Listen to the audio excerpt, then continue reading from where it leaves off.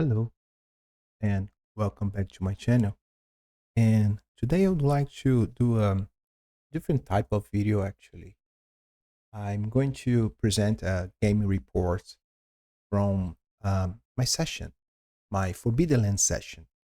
Recently, I started my first um, Forbidden Land campaign with in a group. I am the GM, and I found a way of convincing three players, three 5e players, to play in this campaign. And they have created the characters. Um, Let me introduce the characters for you. So to you, this is Ivana, um, and she's a half elf sorcerer. And as far as the PO is concerned, she has the pride of having read many books and knowing the ways of the world. And the dark secret is that she wants more power, basically. And we came up with a very simple background that she does not know her parents, and she was raised by this other sorcerer that used to live in a simple village. Um, we didn't invest too much in background. Actually, I told them, okay, I understand that on 5e people like to create these huge backstories and background story and so on, but I said it doesn't matter too much here. We are basically no one, and we are going to become adventurers as the adventure progress. So I just told them to make it simple, and we had some session zero, and and a few discussions about it. So this is Ivana, the rune weaver. The other character that we have is Easy Goldstring, and Easy is a halfling minstrel, and she, okay, it's in Portuguese here, but I'm going to translate to you. She chose the pride of knowing all legends and fables of Forbidden Lands. And her dark secret actually is that she is in love with another player from the group. And this player is Murtag, an orc, and an orc rogue. And we had some discussions as well to create this character, just to how I could put all them together. So we decided Murtag is a clanless orc, and as far as his dark secret is concerned, he once stole something valuable from Rust brother. So I just decided that he was captured and he would be a slave for them, maybe, or maybe he would be executed afterwards. I do not know exactly. We didn't define too much, as I said, but um, in the end, he managed to escape. So the player said, okay, maybe Mutag was a bandit, and we used to be on the roads, robbing people and so on. And I said, okay, so all of you, I think we agreed that they were three, and a band of three or four, I'm not sure, but they were captured by Brothers, and but Mutag found his way, and his friends died probably, and he stole something, and basically he got a statuette from this Rust brother. But he was wounded, he was tired, and yeah, so in the end he didn't know exactly where he was and so on. And one thing that I struggled at the beginning, and maybe I'm still, the game says that we could start, basically pick a hex anywhere and just start from there. And I could do it.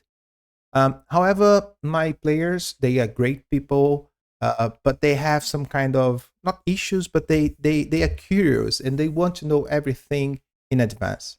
So they were already asking about the lore, what they can know, and so on. And I said, no, don't. Let's learn about the lore in game.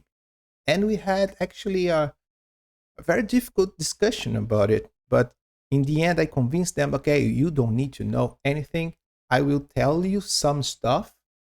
For instance, for the halfling, I told her about the close relationship that they have with the goblins. Um, to Ivana, I told her about the half elf and a little bit more about humans. And to Murtag, of course, I had to explain about the orcs, how orcs females, how the orcs clans, and so on. So they know these details because they need to know that, but I didn't tell them about the lore, about what happened, about the wars, and so on. They know that something happened. They know, of course, the blood mist came. They when they were born, they born with the blood mist as as part of their life. And we've decided that it's been 3 years, 2 or 3 years that the blood mist lifted. But nevertheless, I was still wondering, okay, how should I start this game? I will not just pick a hex in the middle of nowhere because, yeah, how can I start here without being in any other place? So I asked some friends and colleagues how I should proceed, and they told me, okay, you could start with the Hollows. And the Hollows, for those that do not know, is basically an adventure site, but is a village that we have in the Game Master Guide. It's really great, and I read this and I said, okay, maybe I should start here. But even with the Hollows said, okay, the players could start arriving at the Hollows. They should not be citizens or yeah, citizens of the Hollows. They should be new to the Hollows. And then once again, so how to start this?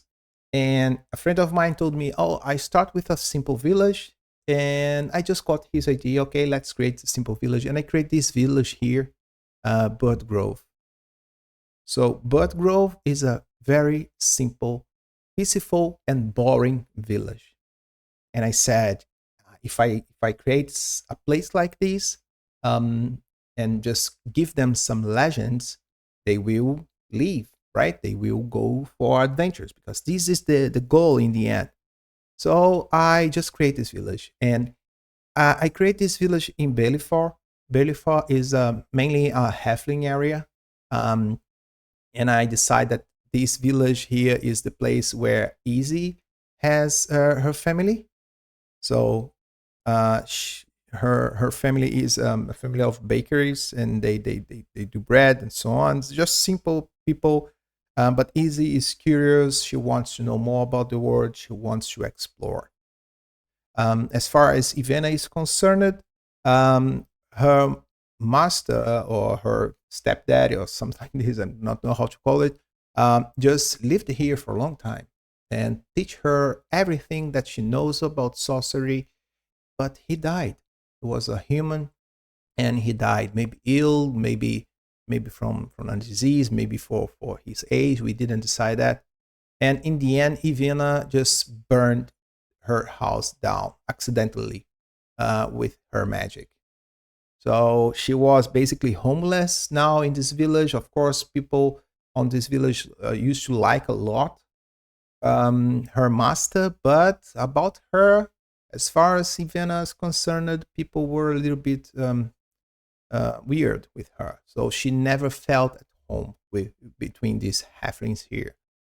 And Murtag, as I said, he just appeared in nearby because he was fleeing from these Rust brothers, and he was wounded outside of the village. And Easy found found him and just took care of him. She just called for help. People came, and they, for some reason, convinced by Easy, they helped Murtag and healed his wounds. And everything like this, we've decided in the session zero.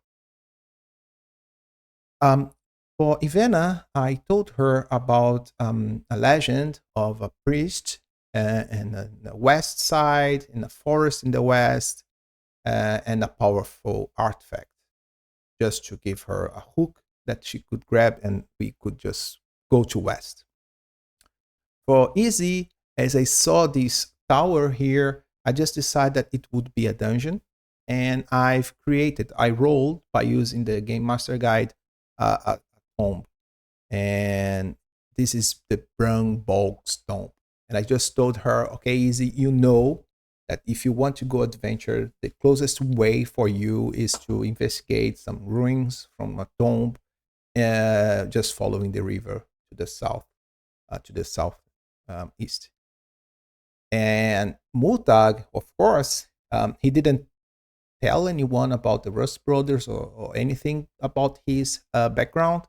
So he's just there, but he's willing to leave. He doesn't want to stay here for too long because he's afraid that the Rust Brothers could come back. So every player has a reason to leave this peaceful and boring village. And they decide to go to Brunborgstone. And they move their way. And just to let you know, I would like to say thank you to Sean from Gaming and BS. He gave me these ideas and actually even the assets that you see here, these drawings. He did these and he just gave to me, and I appreciate that. Thank you, Sean. I'm not sure if you're watching this, but I would like to say thank you. Yeah, and they decide to go to this tomb. So in the session 0, we establish everything, and then they decide that they would come here. And session 1, they just start their journey. And it was actually really easy. In the first hex, they didn't find anything, and same for the second hex. So they just move through the morning to this place. And here I design it, or actually draw some stuff, very simple stuff. I'm not a guy that likes to work a lot on maps.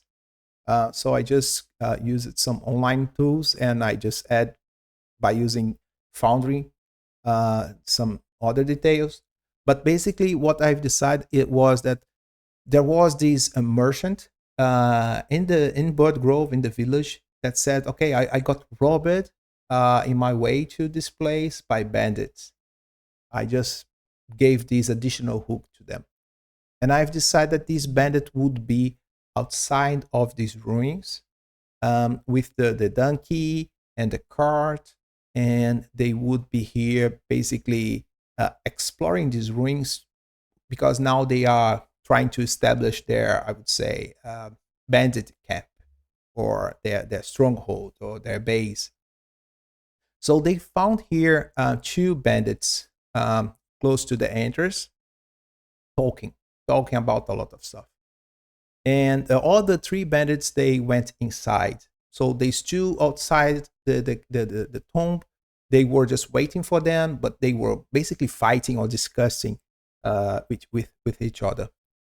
And I had some ideas of what could happen. I just said, okay, maybe these bandits could be convinced to go together with the group to see if something happened with their colleagues. They could fight. They could do a lot of stuff. And I was expecting that they would try some kind of approach, or maybe they would try to listen to what they are talking about and so on. But instead, they just attack. They just engage in a fight almost immediately. Although Murtag, as a rogue, he tried to get some kind of surprise attack advantage, and he succeeded in it. And these 2 bandits, they died almost immediately. The sorcerer Ivana used her magic and blinded a guy, and the other guy was surprised by it, and he suffered damage. I think he was killed in 1 attack from Murtag. So it was really fast. Yeah, I was concerned that make their lives too difficult if I put more bandits here at the entrance, but in the end, it was really, really simple. And just to make things short, they just went into this tomb afterwards. They moved through these. I just told them, okay, it's really dark. And some players asked me, okay, I'm a half elf, I'm an orc, can I see in the dark? And I said, no, there is no dark vision here except for goblins, but actually it's not dark vision, but they can see way better. But you need to use your torch. And they light their torch, and they moved through here. And yeah, I just described this as a really dark place and weird noises and whisperings and so on. And they feel this presence somehow, and they had to roll wits just to see if they can hold themselves in this place. And it was a good experience seeing him to move very cautiously through these corridors. I'm not fan of maps, as I said, but as we are transitioning, they are transitioning from 5e to Forbidden Lands. I just decide to keep some elements, at least some visual elements, to elements to make it simpler for them to understand what is happening. So they moved to here, and nothing special so far. But they saw this door was opened. This door was open as well, basically the way that the bandits went through. And they followed this path. And when they reached this place, they found these restless dead. Basically, we have in Forbidden Land these undead people that they are not hostile. They are just people that died, but they are somehow still alive, and they can be alive partially as an undead for months or even years, doing their activities as they are alive, but they are not. So it's a phenomenal that happens in this setting. And I would like to introduce this to them. And then instead of just doing this in the session 0 by explaining everything, every detail from the world, I just decided to put this as they play. And they saw this, they didn't understand. Initially, they saw, okay, we have some zombies, let's attack. And I said, yeah, but they are not attacking you. One of them is in the wall, the other one's just walking and so on. So, like they were alive, but they are not alive, and they have these severe wounds in their bodies, and with a spear, with several spears attached to one of them, and so on. And in the end, the idea was to tell them, okay, these guys they died here, but they are still alive for some reason. And Ivana asked me if she could roll to see if she knows about something, because in her bio she have read a lot of books, so she could know about it. And I said, okay, let's roll. And she rolled, and she succeeded in it. And then I told her, okay, you heard about these things. You never saw that, but you've heard about it. And I explained a little bit this to her, and she explained this to the group. But of course, there was a trap here, and Mutag was trying to find this trap, but he wasn't able to find it. I put this in a specific place, and although I gave him the opportunity to roll scouting as well in order to find it, but he didn't succeed in it. So in the end, Ivana tried to open the door, and she triggered the trap, and she almost died. She got broken, and she rolled in the critical injury, and she got the piercing eye. So she almost died, and the group was able to see how lethal this game is. So Easy has some kind of healing skills and patch her up, and they were able to continue moving through the dungeon. So they move here, and they reach this room. But as they move here, they had the opportunity. Actually, they rolled a lot until we reached this point in the adventure. They already had pushed wits several times, strength, and so on, several checks, and they got a lot of damage. So I could see that one of the players had one wits, the other one, Ivana specifically, had just one strength, and I think Mutag had one agility as well. So I told them, okay, if you want to rest, you can just go outside and rest. Just spend a quarter of the day making camp, and maybe it's a good idea because, yeah, your attributes are damaged. But they said, no, let's move on. Okay, so they move it on to this room, and then in this room, I just add some ghouls. So different from these peaceful undead creatures, ghouls are very hostile. And yeah, as soon as they saw the adventures, they moved from here to here. They attacked the adventures, um, and Ivana got bitten by one of these ghouls. And the ghouls has this disease ability. It's called virulence, if I'm not wrong.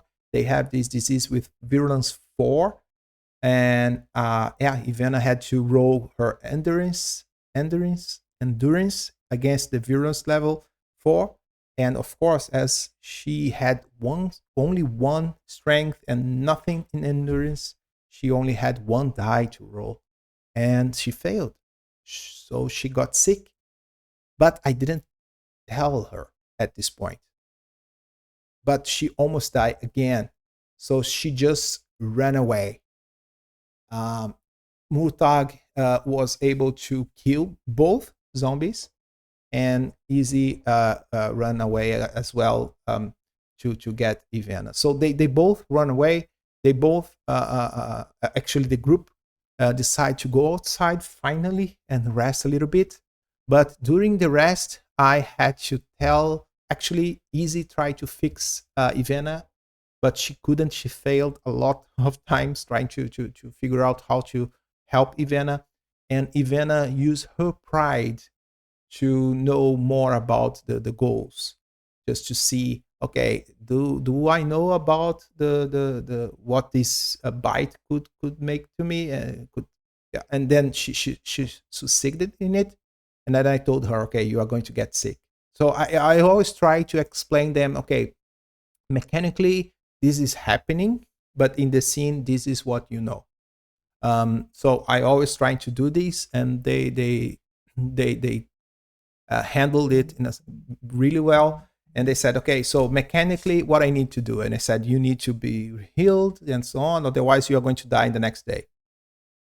And as Easy couldn't succeed in it, they just decide to go back to the village, Bird Grove. And I've decided, okay, I'm going to have some kind of healer in this village. It's not a big village; it's about 90 people, but of course, we should have some kind of healer here. And I created this very briefly on the fly, this halfling healer, and she was able to save Ivana. So in the end, just one session, where the only thing that we could do was basically move from this village to the tomb, and he didn't succeed in the tomb, and go back to the village. I just forgot to mention that in their way back to the village, I just decided to roll at least once to see if they have an encounter. And I got an encounter in this one here, actually. Um, and the encounter was the hungry robbers. So more bandits. So as they came back, and Ivana was broken, um, Mutag and Easy had to deal with these bandits in their way back. But the bandits, they didn't die, but they ran away. And I was surprised actually, because at some point I thought that Mutag would die, because he was in the middle of the combat with engaged with three bandits, but the dice were with him, and he succeeded, and just almost killed all of them. So they ran away, they fled, and of course they might come back. So we stop it in the adventure when they come back to the village, and Ivana now is recovering, and they have this kind of downtime period. So they got some experience. They are going to spend their experience in some new talents. They delivered back to the merchant his cart and donkey, and the merchant paid them really well. Yeah, and I just did this in order to give them the opportunity to buy better weapons and armor and so on. Of course, Bird Grove is a little, just a little village, so I don't assume that they are going to have a huge variety of weapons. So I'm going to roll, as they say, if they want to buy something, I'm going to roll a d6 and see if the item is available or not to be purchased by them. And next steps. I don't like to think too much because I do not know what they are going to do. But I can see that we have this cave here, and I was um, thinking of creating some kind of dungeon here and maybe a mega dungeon because we have another cave here. Maybe these caves could be linked to each other. They could come back to the tomb and try to get some stuff because in the tomb there is this ghost. Actually, there is an artifact here, and it's I wrote the artifact as well. It's a warhammer, and it's a great warhammer actually, but there is a ghost protecting it. So if they touch this warhammer, the ghost will appear, and the ghost is a very powerful creature in this game. So they will need to handle it some way, somehow.